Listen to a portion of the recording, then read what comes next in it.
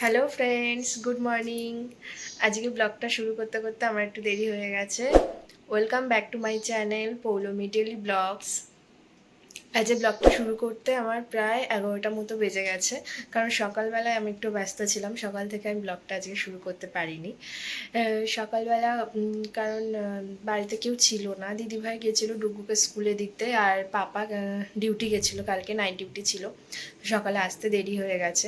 তো সেই জন্য তোমাদের দাদাও আজকে অফিসেও বেরিয়েছে, তো তার জন্য আমাকে টিফিন করতে হয়েছিল।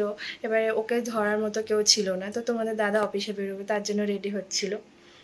তো ওকে ধরার মতো কেউ ছিল না, সেই কারণে আজকে আমি আর ব্লগটা প্রথম থেকে শুরু করতে পারিনি। তো আমি একেবারে স্নান টান করে রেডি হয়ে তারপরেই ব্লগটা শুরু করলাম। তো আজকে সকালবেলা প্রায় তাড়াতাড়ি উঠে পড়েছিল পুচকেটা।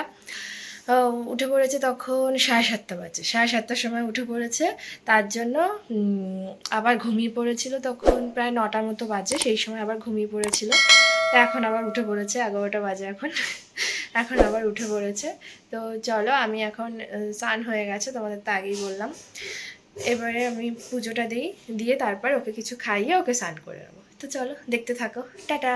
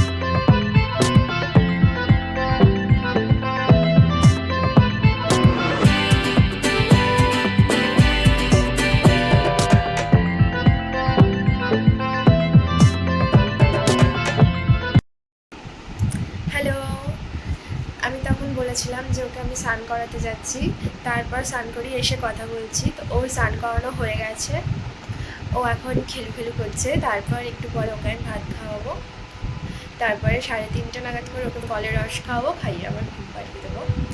এখন ভাগনা গেছে স্কুলে।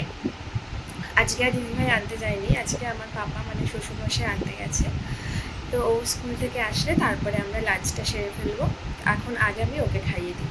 তো চলো ওকে খাইয়ে দিই, তারপরে লাঞ্চ ফাঞ্চ সেরে এসে তারপরে সন্ধ্যেবেলা তোমাদের সাথে দেখা হচ্ছে আর দেখাচ্ছি আমি এখন কী কী করছি। ওকে চলো, টাটা।